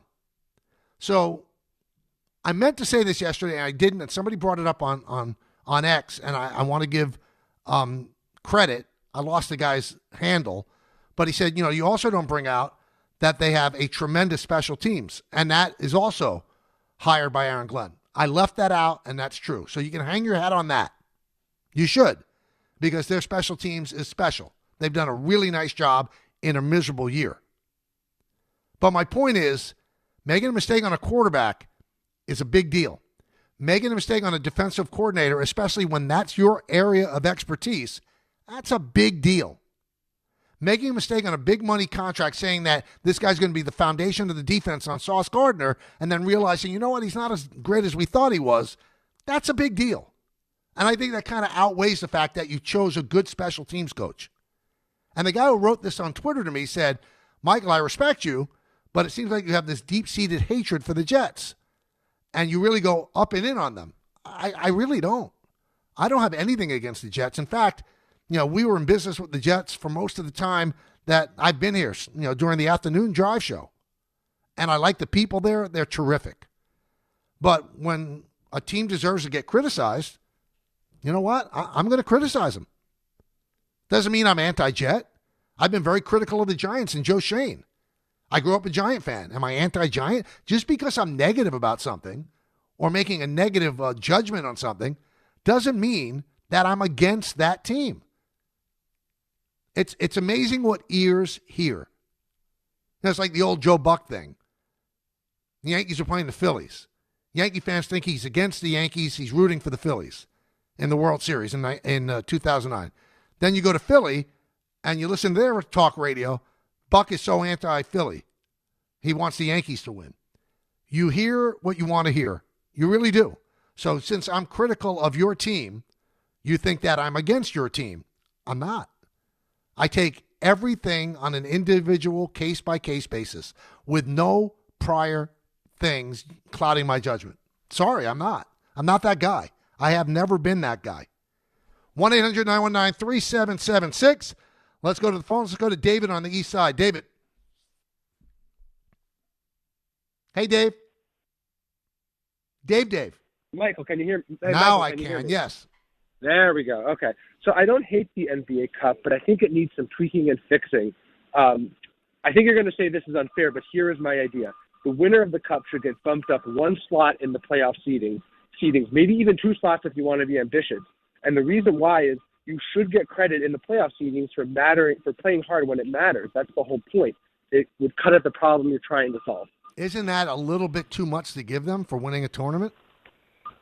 I think mean, one seed, no, because here's the thing. If you finish with the second seed in the East, let's say the Knicks win tonight, and they finish with the second seed in the East behind Detroit, you think they should supplant Detroit as the number 1 seed? Yes, and I think here's why. I think they're the second seed, so they're one of the 2 best teams, and they played really hard, and they won when it really mattered because you want the Cup to matter. And, we keep saying, no one tries hard in the regular season. If you can get players to try the hardest in these Cup games, then those games should count more, and so that kind of counts more. Yeah, I mean, listen, I'm impressed by your sports acumen. I love the fact that you call in a lot. I don't agree with that. I think that's too much of a bonus. I think that what I would do, and I said this earlier, this game doesn't count. It's not part of your record. I would have it count. So you have an extra win than every other team. That would be just a minuscule advantage. So if you come close, if you're the number 2 seed and you're tied with Detroit, but with the tiebreakers, they win, well, then that extra win gets you ahead of them. If that moves you up, that's fine. But just to move you up, let's say a team gets on a hot streak and wins the Cup, and they end up winning like 45 games for the year. I know. David, I think that's too much. I think that's too much. I don't know if it needs all that much tweaking. The money makes the world go round. The extra money you're giving the players, you can see it's affecting them, and they're really playing. They want to win the Cup. That's what you want. But to play the Cup against regular season games, I wouldn't say that this quote unquote championship should be moving the needle all that much that you render regular season not as important. Regular season's important, and I don't want to get it lost, and I don't want to get it misconstrued. They care about the regular season. They just care about more games than others. There are some games that matter more, that have more gravitas to them. Doesn't mean that they don't care, that they sleepwalk through the regular season. But they're not sleepwalking through the Cup. They're not. Let's go to Bobby in Yonkers. Bobby. Hey, Michael. Love the show. Thanks, man. Mike, I'm a big Jet fan, but I would add one thing is the reason they're so good in special teams is we get a lot of practice receiving kickoffs and punting. But anyway, good point. What do you call it? I'd also add to the point, because I'm not an AG fan now. I kind of feel like he's BSing us. Letting Devontae Adams and DJ Reed and Aaron Rodgers go. I mean, he's complaining we don't have a second receiver. Devontae Adams probably would have signed with us, right?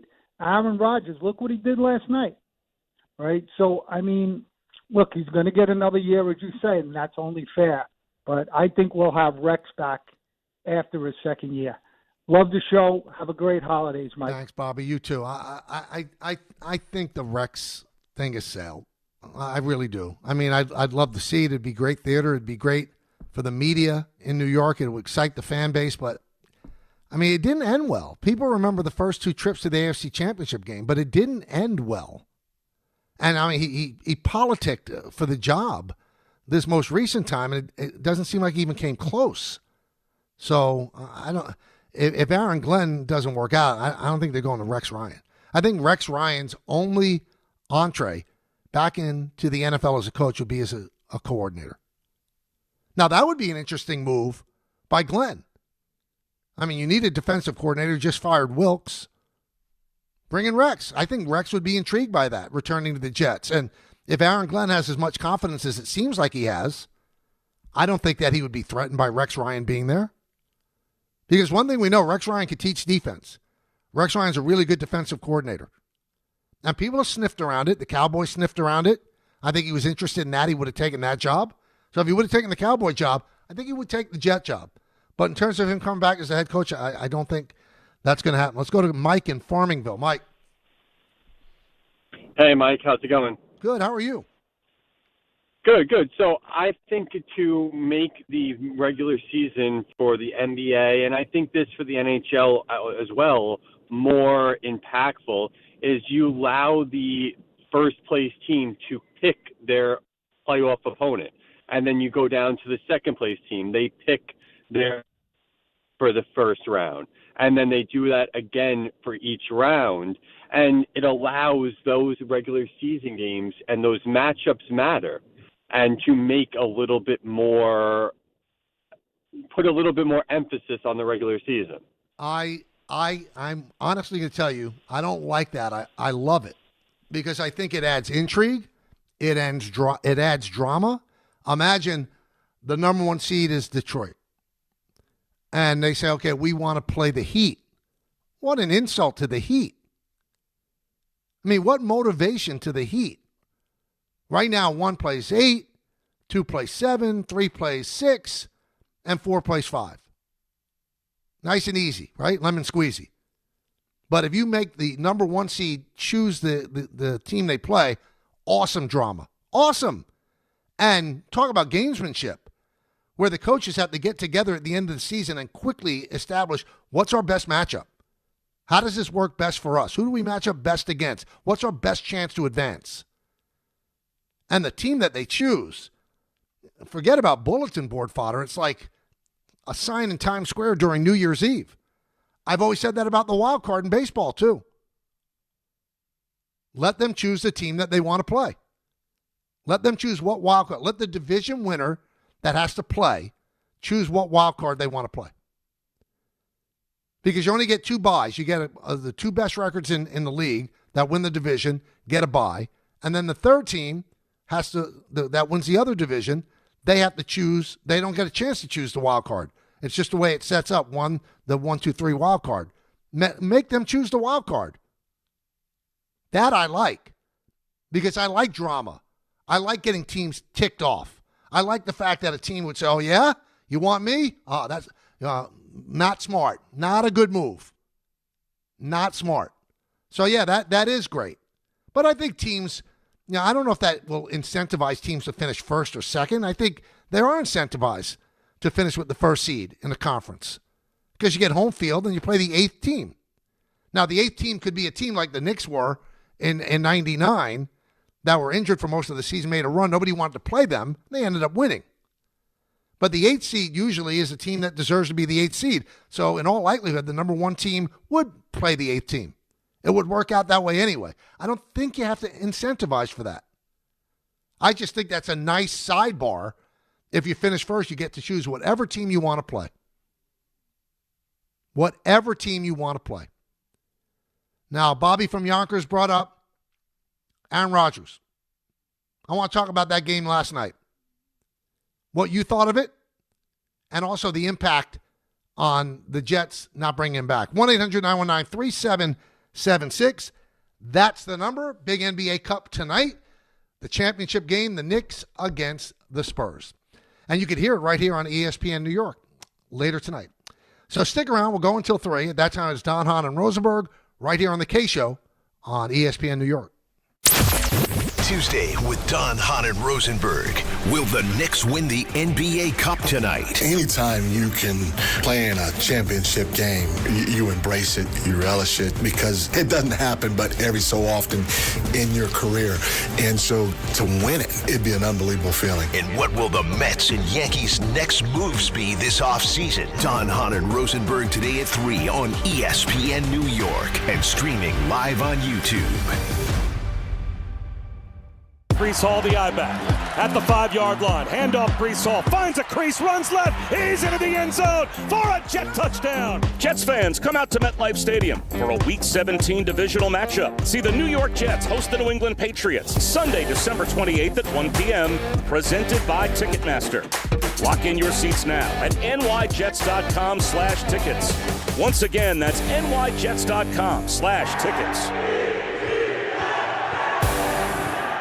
Friends, it's football season, the best time of the year. You should be out there tailgating, cheering on your team, and enjoying every Sunday. But if you're dealing with neck pain, back pain, sciatica, or nerve pain, even getting off the couch can feel like a challenge. You don't have to live like that. There's help. Dr. Jay Shaw at Sandwell Pain is New Jersey's top pain specialist. He's Ivy League trained, double board certified, and is dedicated to helping you get back in the game. Here's what makes the difference. No surgery, no scars, no long recovery, no pain medication. Just precise, non-surgical image-guided procedures that deliver real results. Dr. Shaw treats neck pain, back pain, joint pain, migraines, nerve pain, and sciatica with a plan that's customized for you. Same-day and next-day appointments are available, and with offices in Woodbridge, Livingston, and Inglewood, relief is always close. So don't let pain keep you on the sidelines this season. Visit SandwellPain.com to call, text, or book online. Most major insurances are accepted. That's SandwellPain.com. Relief is closer than you think, and it starts today.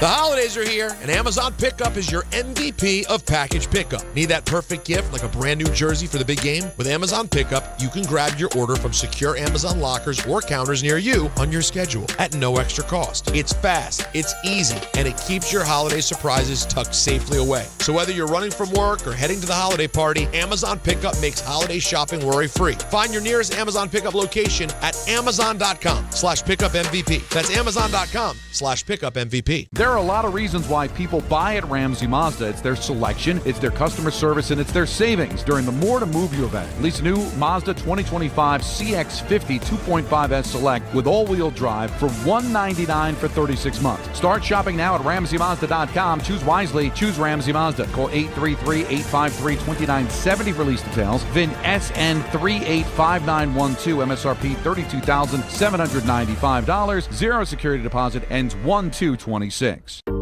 Every aspect of your business will operate better and faster with artificial intelligence. AI is a race, and companies that act first will win. Thrive Managed AI is your advantage over all your competitors. Thrive partners with you on a smart, secure AI strategy for your business. Then they deploy and manage it for you. Be first and win the race with Thrive Managed AI. Start with a complimentary strategy consultation at thrivenextgen.com/ESPN. That's thrivenextgen.com/ESPN. New York Lottery's holiday scratch-off games are the perfect gift for everyone on your list. Like me, your Aunt Jules. I told you I didn't need a gift this year, but I secretly really want one. Or me, your neighbor Frank. I hope you didn't forget I'm coming to your holiday party tonight. Or me. Why does no one ever think of the voiceover guy? Anyway, New York Lottery's holiday scratch-off games have more winners and top prizes up to $5,000. Please play responsibly. Must be 18 plus. Gambling problem? Call 1-877-HOPE-NY or text HOPE-NY. This holiday season, let Navy Federal Credit Union make moments feel extra special. With the Cash Rewards and Cash Rewards Plus cards, you can earn a $250 cash bonus when you spend $2,500 in the first 90 days. Offer ends January 1st, 2026. And you could earn up to 2% unlimited cash back while you shop. Join now at NavyFederal.org. Navy Federal Credit Union. Our members are the mission. Navy Federal is insured by NCUA. Cashback terms and conditions apply. Visit NavyFederal.org/cash rewards for more information. Clinton Yates here, and the holidays are upon us, full of gatherings, toasts, and plenty of cheer. And if you're like me, you want every moment to shine. That's why I head to Total Wine & More, where you'll find it all at the lowest prices, from rich whiskeys and smooth tequilas to festive liqueurs and elegant champagnes. And if you're not sure what to grab, their guides will help you find bottles that impress. You'll always find what you love and love what you find only at Total Wine & More. Spirits not sold in Virginia and North Carolina. Drink responsibly. B21. The NBA is happening Christmas Day. 5 games, 1 unforgettable lineup. That's what Christmas is all about. Buckets for breakfast, breakaways for dessert. It's the holiday tradition. Christmas is our day. With star power from across the globe. The stars, they are going to be out. The best gift, you don't even have to unwrap it. We want to say Merry Christmas and Happy New Year! NBA Christmas Day begins at noon Eastern on ABC and ESPN.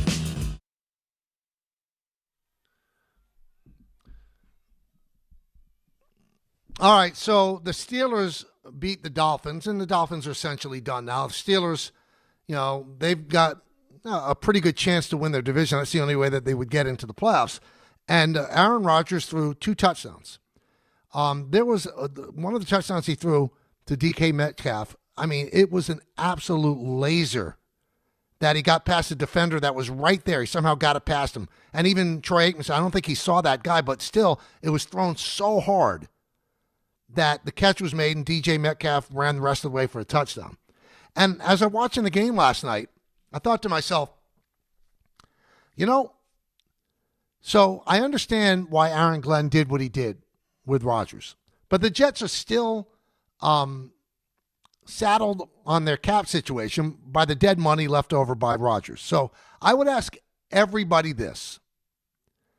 If the Jets kept Rodgers, which in turn meant they would have kept Devontae Adams, who was having a really good year for the Rams before he got hurt on Sunday. I think it was a hamstring. Don't you think the Jets would be, not even a little better, but a lot better? And when Aaron Glenn talks about installing his culture, I would say that the best culture that you can install is a culture of winning. So Glenn, to me, seems like a guy who's quite sure of himself and his capability. So should he have been concerned that Aaron Rodgers, who at the most has maybe another year left, would be undermining his authority? Because to me, the most important thing to build a winning culture is to win. You can't tell me that what the Jets have done this year has done anything to advance their culture. The players are down in the dumps. All they do is lose. They usually lose in an embarrassing fashion. Aaron Rodgers is their quarterback rather than Justin Fields or Brady Cook or Tyrod Taylor. I'm sorry. He's a tremendously better quarterback than those. And he's showing that this year with the Steelers. And he's not having a great year. He's not having one of his 4 MVP seasons. I'm not saying that. But he is a competent quarterback. You can see there was one play yesterday. He hurried up a snap because he saw in his mind that there are 12 players on the field, that the Dolphins didn't get a guy off. And he was one step away from the sidelines. And Rodgers saw it. The officials didn't see it. Rodgers complained, and that got them a huge first down that ended up leading to a touchdown.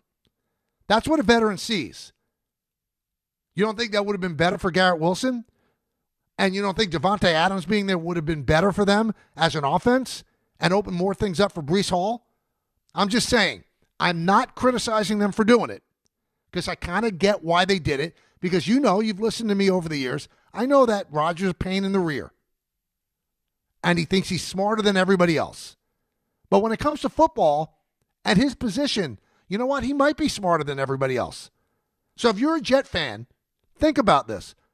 Would you rather have Aaron Glenn maybe questioned on some things by a veteran future Hall of Famer and maybe win 8 games this year? Or do you like it the way it's gone this year? I don't think that you could look and take anything positive out of this season. Nothing. What positive are you taking out of this?